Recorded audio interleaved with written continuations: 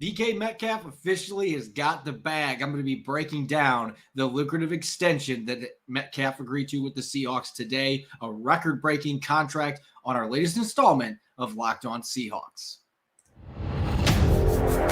You are Locked On Seahawks, your daily Seattle Seahawks podcast.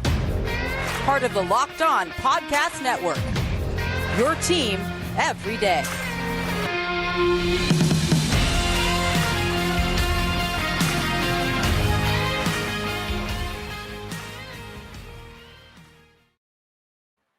Greetings, 12s. This is Corbin Smith, your host for Locked On Seahawks. As always, thanks for making Locked On Seahawks your first listen 5 days a week. The Seahawks were back at the VMAC for their second training camp practice today. I'll be sharing some thoughts from today's practice on offense and defense. Again, not a practice that's full padded yet, not even partially padded. So limited observations, but plenty of interesting tidbits from today's session in Renton. And I'm going to be tackling your guys' questions, and we're going to do it a little bit differently than usual here on Locked On Seahawks. These are going to be live stream questions on YouTube. If you have a question you'd like for me to answer, just submit that question in the comment section. I'm going to be getting to that in the second portion of today's Friday episode. And of course, we've got a big contract to talk about. So let's get to our lead story here on Locked On Seahawks. After months and weeks of negotiations, the Seahawks and DK Metcalf have agreed to terms on a 3-year, $72 million contract. This will make Metcalf one of the 10 highest paid receivers in the NFL. All along, that's been the expectation, that this was going to be a contract that was going to put him among the NFL's highest paid, the elite at the position. He's certainly earned that when you look at what he has done in his first 3 seasons in the NFL. Over 3,100 receiving yards, over 200 receptions. He broke Steve Largent's single-season record for receiving yards in 2020. Last year had 12 touchdowns, even playing with a foot injury that required surgery after the season. At 6'4", around 230 pounds with track speed, just a freak athlete. And he's only 24 years old. Look at the contract details here for DK Metcalf and the Seahawks. Again, it's a 3-year, $72 million contract, $58.2 million in guaranteed money, a $30 million signing bonus, and that is a new record, 12s. That is the most money that has ever been handed to a receiver as a signing bonus on a contract. $24 million per year in new money. That is going to put him 6th among receivers in the NFL. It's actually going to slot in between 2 other players that received extensions earlier this offseason. Terry McLaurin of the Washington Commanders behind him, a little under $24 million per year. And then former Ole Miss teammate A.J. Brown coming in at $25 million, his new contract with the Eagles, 4 years, $100 million. And this is ultimately going to equate to a 4-year contract worth $76.22 million when you consider this extension is tacked on after the final year of his rookie deal. So he's going to make a little over $4 million in 2022, and then his extension will kick in. And this is going to allow him to become a free agent after the 2025 season when he is 28 years old. As you would expect, this is one of those contracts when you sit down and you look at the details. Maybe it's cliche for me to say this. Everybody would like to pick a side. Who won this deal? Is it the player? Is it the team? But in this case, everyone truly wins because the Seahawks don't have to pay DK Metcalf top 5 money. He's not going to be making $27, $28 million per year. 24 is still a lot. He's still one of the highest paid receivers out there. Only a handful of receivers make that kind of money. So the Seahawks still paid him what he was worth. He got market value. But they didn't necessarily have to break the bank quite as much as I anticipated they would have to make this contract work. So at $24 million, that's a reasonable deal. They were able to keep the structure the way that they typically like to structure contracts, where not all of the year 2 money is fully guaranteed. That will kick in the spring. And so the Seahawks were able to do this contract the way that they wanted to do it. And John Schneider, front office, Matt Thomas, their cap guru, they excel at this, being able to work out these negotiations, and then a couple days before training camp or a couple days into training camp, they find ways to hammer out these deals, negotiate them under the terms that they want, while also getting the player the money that they want. So ultimately, this worked out for the Seahawks. And then from Metcalf's perspective, again, I mentioned this a moment ago, maybe the best part for him, the salary cap is going to continue to grow by a significant margin for the next several years because of the league's new TV broadcast deal. So the salary cap inflating, receivers are going to be making upward of $30+ million per year. There's going to be several of them that are going to be making that kind of money 2 or 3 years from now. And Metcalf only being 24 right now, he is still not in his prime. There's a lot of room for him to grow as a player. And at 28, a lot of receivers in the NFL, that might be the first opportunity that they have to get a lucrative extension. But since Metcalf was 21 when he came in the league, and again, he's only 24, he is setting himself up to have another monster contract at 28 years of age in the prime of his career by doing a 3-year extension instead of a 4-year extension. So again, this ends up working out for both sides. The Seahawks are able to keep their rising superstar, the 24-year-old Metcalf. They're going to have him happy in Seattle. He's going to be making top 10 receiver money. He's getting $30 million up front on the biggest signing bonus ever handed out to a receiver. The Seahawks keep the rest of the contract structure the way that they prefer in terms of fully guaranteed money in the later years on the contract. Metcalf gets the flexibility to become a free agent a little bit quicker than some of his peers that signed 4-year contracts that are in the top 10 receivers for pay. So it really works out for both sides. Now, all the questions are going to focus on the field. DK Metcalf, according to Pete Carroll, cleared his physical. So he should be ready to at least participate as a part-time participant when they return to the practice field on Saturday. And fans will get a chance to see how he looks with Drew Lock, Geno Smith. These two hit it off last year in the 3 games that Smith started. He threw 4 touchdown passes to DK Metcalf in limited action, but he's going to have a chance to continue expanding on that chemistry. So all the questions now are going to be about on the field. How does DK Metcalf continue his production the way it was with Russell Wilson, with the drop-off in quarterbacks going to Drew Lock as well as Geno Smith? Whoever wins that job, he's going to be their number 1 target most of the time. Tyler Lockett, obviously an outstanding receiver, but Metcalf being the younger player with the contract that was just handed to him, expectations are going to remain very high. And so that's going to be the big question mark now. Where does this offense go in the passing game? They've got these outstanding receivers. Are they going to have the quarterbacks to be able to get the job done? Nonetheless, we don't have to worry anymore about talking about this extension. John Schneider, he's done so many times, gets this deal hammered out. DK Metcalf now a Seahawk through 2025. That's what he said all along he wanted to be, and he gets to step into that leadership role that he has been craving, and he's been talking about it all offseason. He knows the torch is there with Russell Wilson and Bobby Wagner being out of town. So now he can be a leader by his example on the field, maybe a bit more vocal than what he was in his first 2 years when he didn't need to be. He's got that opportunity. Now he's going to be paid accordingly where the expectation is going to be, hey, DK, this is your team now. It's your time to be the leader. So there's going to be a lot of eyes on him now with the paycheck that he got, but he certainly earned that. Now he's got to push it to the next level. See if he can get back to being an all-pro receiver, even with the quarterback situation not necessarily being ideal for the Seahawks. The expectations are going to be sky high when you hand down a top 10 contract like this. So looking forward to seeing how he looks in the field, how healthy he looks, and how that connection with Lockett Smith develops here in coming weeks leading up to the 2022 season. Up next, I'm going to get to your guys' mailbag questions. And again, we're going to be doing this live. So if you're listening on YouTube, just submit a question in the chat, and I'm going to be going through those, and I'll start answering some questions in our second quarter when we return. BetOnline.net is the fastest and easiest way to check into all your betting needs. Find all your favorite sports and events at the #1 online source for odds, lines, and games. Find reviews and news of every league, including Major League Baseball, NFL, NBA, NHL, and combat sports. BetOnline continues to be the top online resource for all your sports and wagering information, from live in-game betting, scores, and podcasts. They've got everything covered. Head to BetOnline today or use your mobile device to learn more about the action happening today. BetOnline, where the game starts. You're listening to the Locked On Seahawks podcast, early Blue Friday edition for our YouTube listeners listening on Thursday night. I'm your host, Corbin Smith. Thanks as always for making Locked On Seahawks your first listen 5 days a week. Going to be shifting gears to our weekly mailbag. And again, going to do this a little different than usual. Didn't have an opportunity today, as I usually do on social media, to ask for questions with us now being in the middle of a busy training camp. So I'm going to be looking at your questions live here. And we've got our first one coming from David Moore. So at what point do you cut bait on Jamal Adams? How do we plan to cover safety? Is Ryan Neal enough? Now, that's an interesting question. I'm going to have a chance to dig more into the Jamal Adams content tomorrow on our bonus Friday episode with my co-host Nick Lee.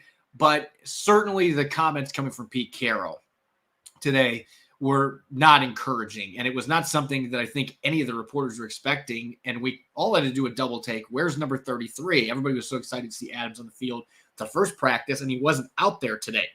So that was odd on its own. And then getting the bombshell that he is getting second opinions on his surgically repaired fingers. That is never what you want to hear about a player that is a $70 million safety that you have such high expectations for, and he gets through one practice and he's having issues.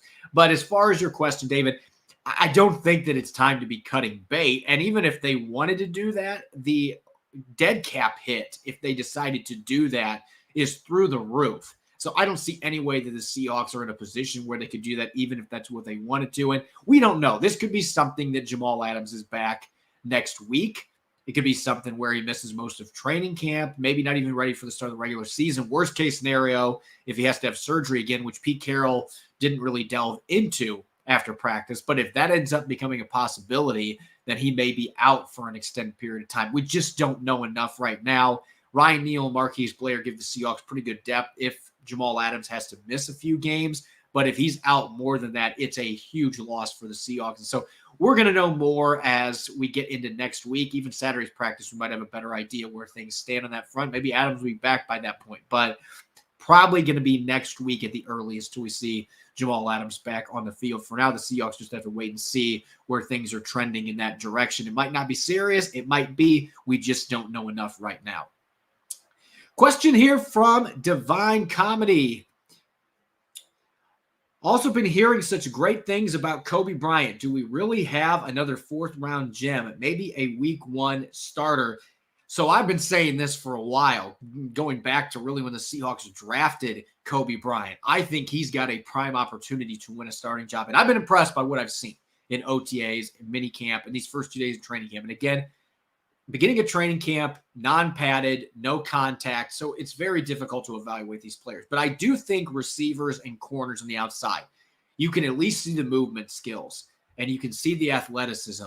You can see the ability to play instinctive football from the corner position. You can see the ball skills. Kobe Bryant has shown all of that. Now, what's he going to look like in padded practices? That's really the thing for all of these rookies. But he's just got so many things going for him. He is a savvy, experienced player. A lot of times when you have corners coming to the league, NFL players in general coming into the league, they are behind the 8 ball when they first get started because it's such a big jump. But he doesn't look like, as a fourth-round pick, this jump is too big for him. And when you consider some of the teams he played well against, Georgia, Alabama, he had an interception in the end zone against Georgia in the Sugar Bowl 2 years ago.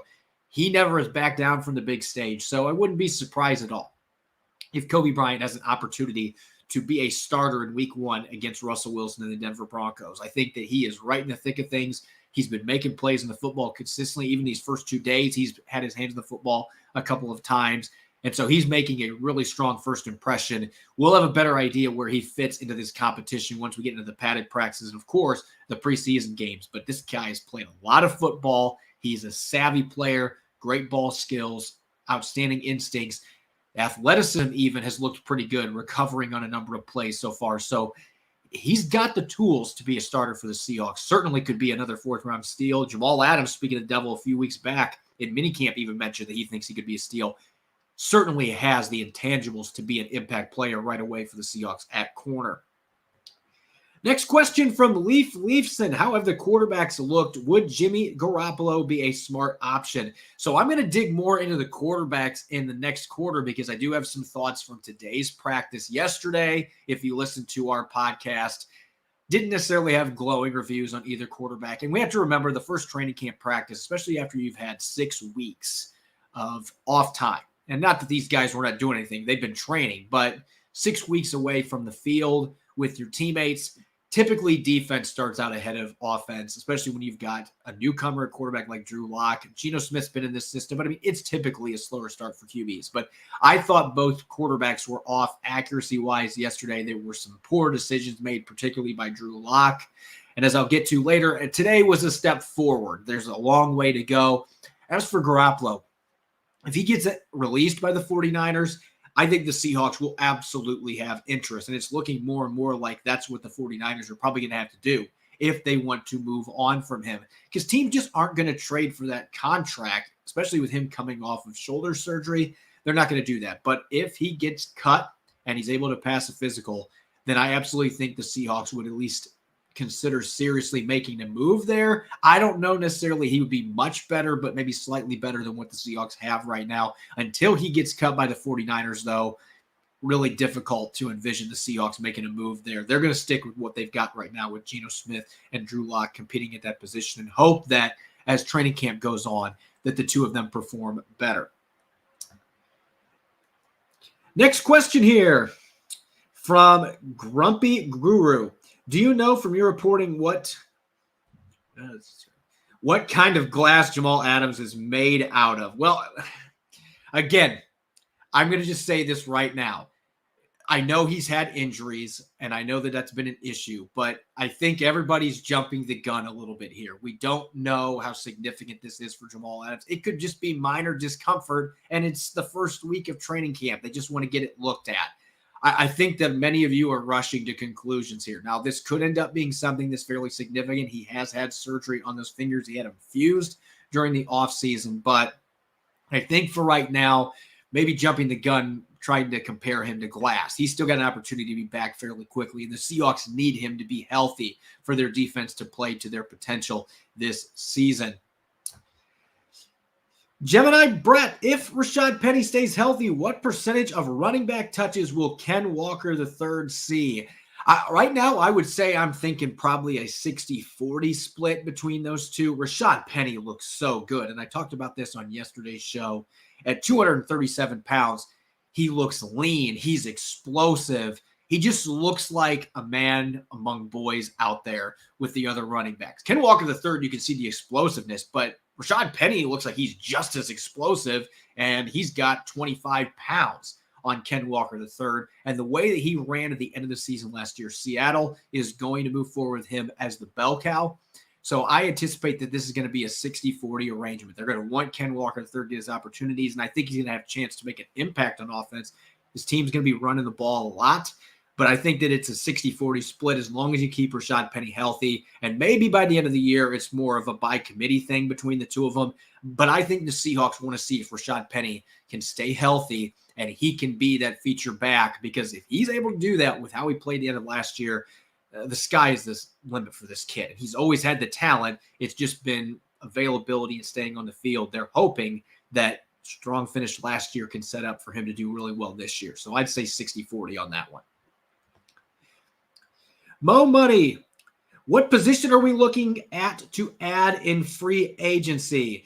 I don't know right now that the Seahawks are overly going to be aggressive in free agency. I think the time to look for on the calendar is when all the teams are trimming their rosters down to 53 players. And we saw it last year that they went out and got Dakota Shepley. They made a few trades towards the end of training camp in the preseason as well. Sidney Jones being one of the players they brought in.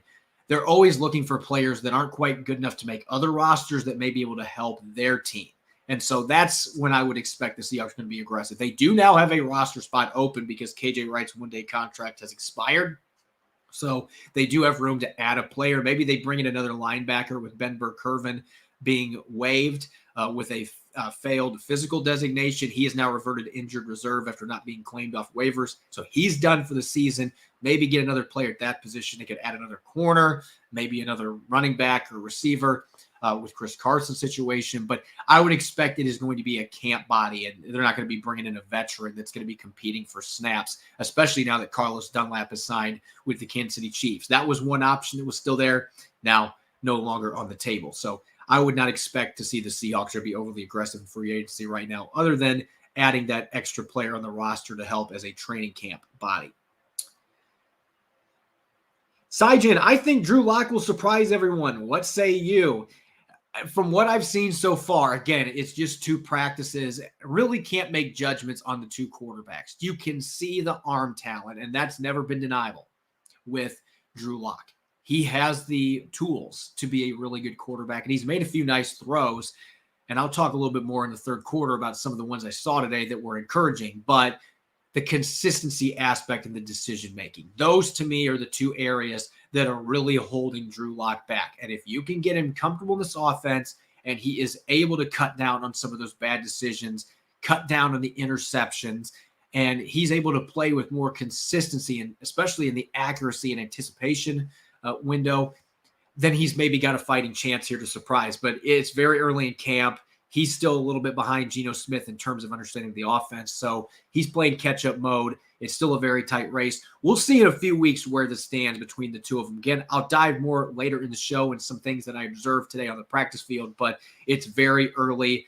They're not going to be naming a quarterback anytime soon. And both these guys have a long way to go before they secure that starting job under center for the Seahawks. Time for a couple other questions here. Seeing if I skipped over one. Divine Comedy, impressions of the pass rush, if any, thus far. Well, it's, again, since we've only seen 2 training camp practices, the offensive linemen can't really block. The defensive linemen aren't working against offensive linemen that can really block.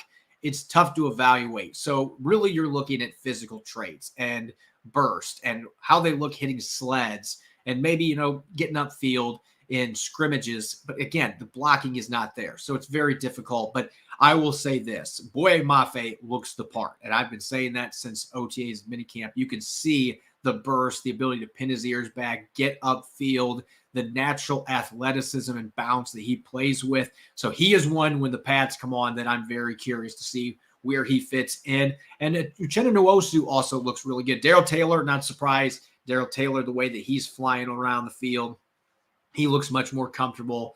And he looks like he's maybe added 5 to 10 pounds of muscle back onto his frame. I thought he was a little light going into last season coming off of that lost rookie year. So there's a lot of reasons to be encouraged. They've got some guys in the interior that I think are going to be able to do some damage, collapsing pockets as well. But until we see these guys playing against actual blocking, actual offensive linemen that are able to play with physicality, it's very difficult to be able to evaluate that group. So unlike corners and receivers where it feels like you can kind of get a sense who's standing out, a lot tougher to do that with players that are in the trenches.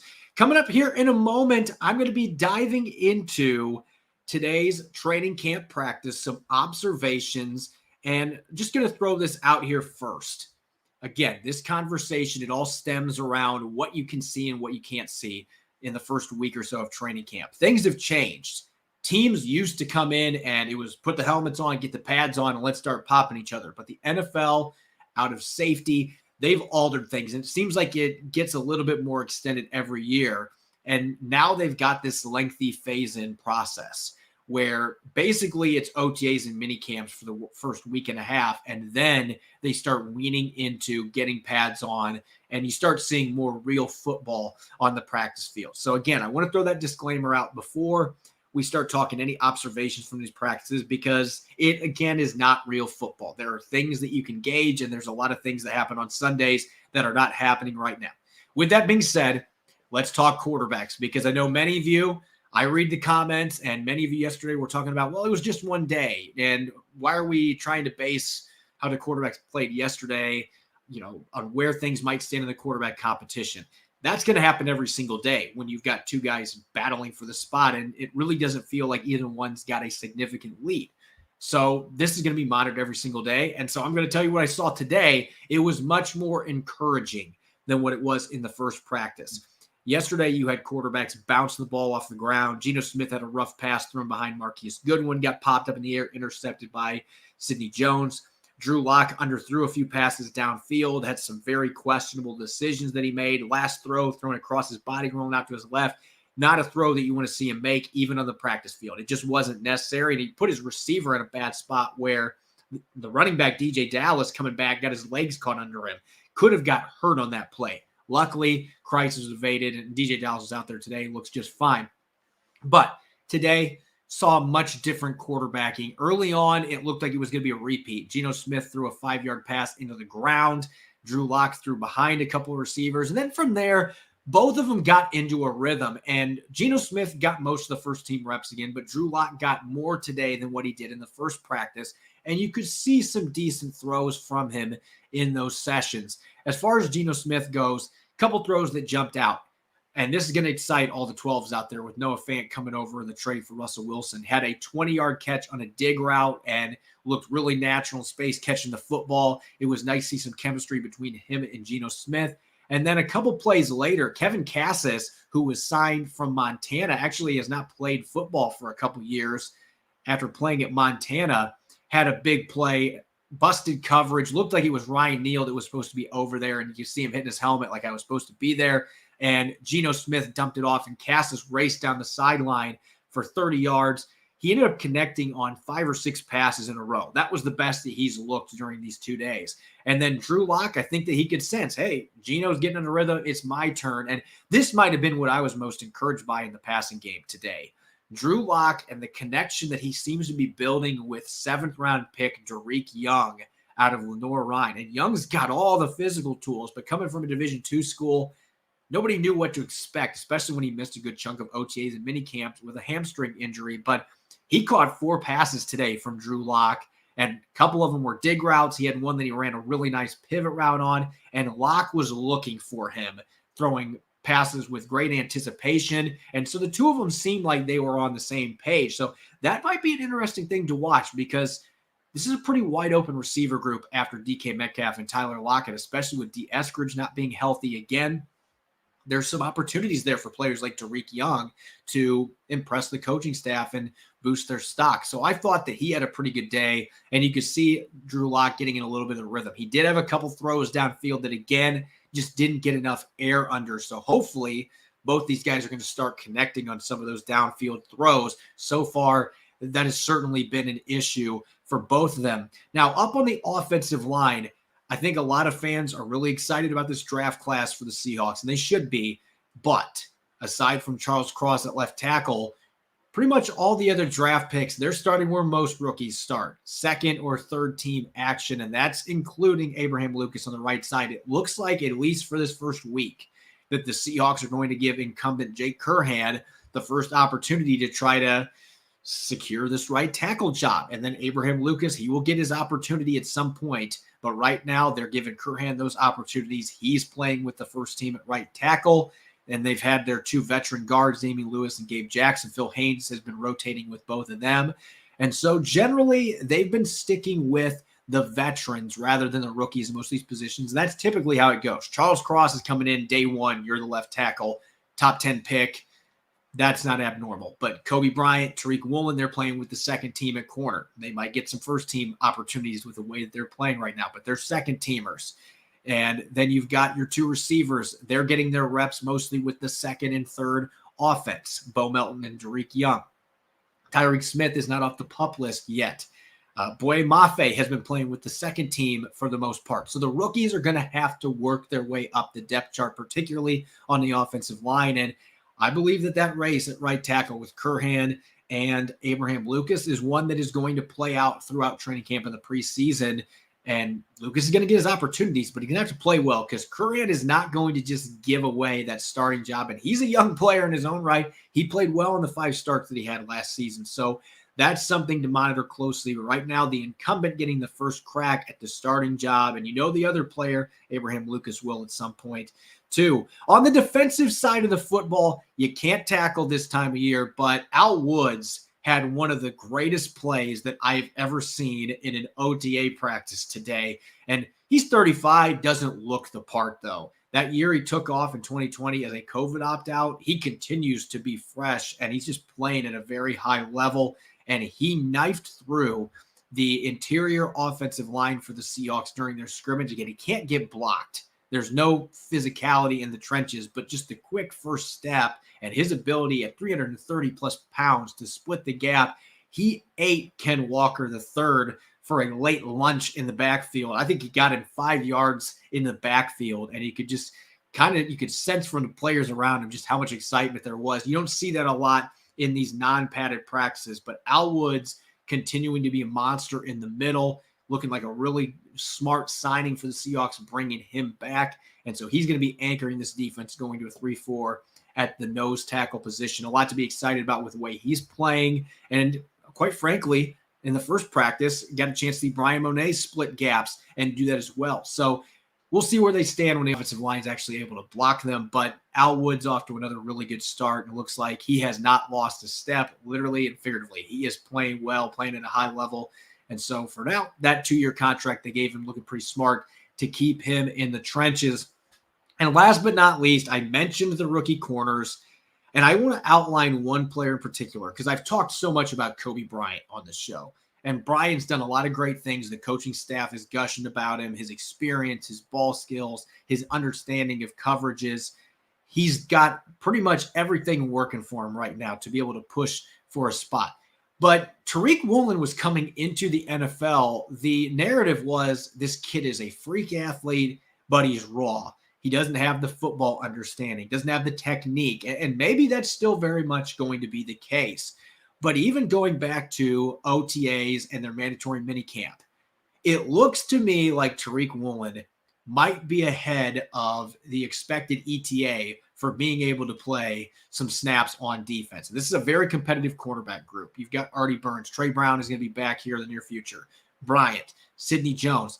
So it's going to be tough for these rookies to get in the lineup, particularly Woolen with him being a project. I'm not saying that he's not a project. I still think there's a lot of work for him to improve development-wise. But every single practice, he's coming up with 1 or 2 jaw-dropping plays. And today, anytime you can go against a guy like Marquise Goodwin, who even at his age, now in his early 30s, is still a burner and probably can run his 40 in the low 4.3s, was a 4.27 guy when he came out of Texas, was an Olympic qualifier. And quite frankly, Tariq Woolen has not been phased going against him. You can see his sub 4.3 speed and his ability to defend downfield. And today, Marquise Goodwin had a couple steps on him on a deep ball, and it looked like the throw was going to be right in the breadbasket. And here comes Tariq Woolen. He recovers, gets his long 33-plus inch arms out, swats the pass away downfield, drawing the applause of teammates and coaches. He did that a few times during their OTAs and minicamp going against Goodwin, who, again, is one of the fastest receivers in the NFL. So there's a lot to be encouraged about when you see what Tariq Woolen is doing out in the field. He doesn't look intimidated. It looks like he's fitting in with the defense. We'll see where things stand when the pads come on. He's going to have to show he can come up and tackle people. That was inconsistent for him in college. And the short routes and the ability to swivel his hips and be able to play with faster, quicker receivers. There's some questions we don't have answers to yet at this point, but there's been a lot to be encouraged about with Tariq Woolen as well as Kobe Bryant. Both these rookies have been impressive so far. The veterans are speaking highly of them, and they've really hit the ground running. So if you're looking for some rookies to be really excited about in this class that may have a chance to play, I would include Tariq Woolen in that category. I think Kobe Bryant's ahead of him right now. But Woolen, again, I'm starting to wonder, maybe, just maybe, that this kid is a little bit further along than many thought he would be coming out of UTSA. As always, you can follow me on Twitter at Corbin Smith NFL. You can check out Locked On Seahawks on Apple Podcasts, Google Podcasts, as well as Spotify, and streaming 5 days a week on YouTube. We're going to have a bonus Friday episode coming up tomorrow. I'll be joined by my co-host, Nick Lee. Going to play a little bit of stock watch after the first couple of days of training camp. And as promised, going to be talking plenty about the Jamal Adams situation. Maybe some more information will come to light before the episode. Certainly a concerning situation for the Seahawks, star safety, and their defense in general. We'll be talking those topics and much more. You won't want to miss it. Thanks for listening in. Go Hawks.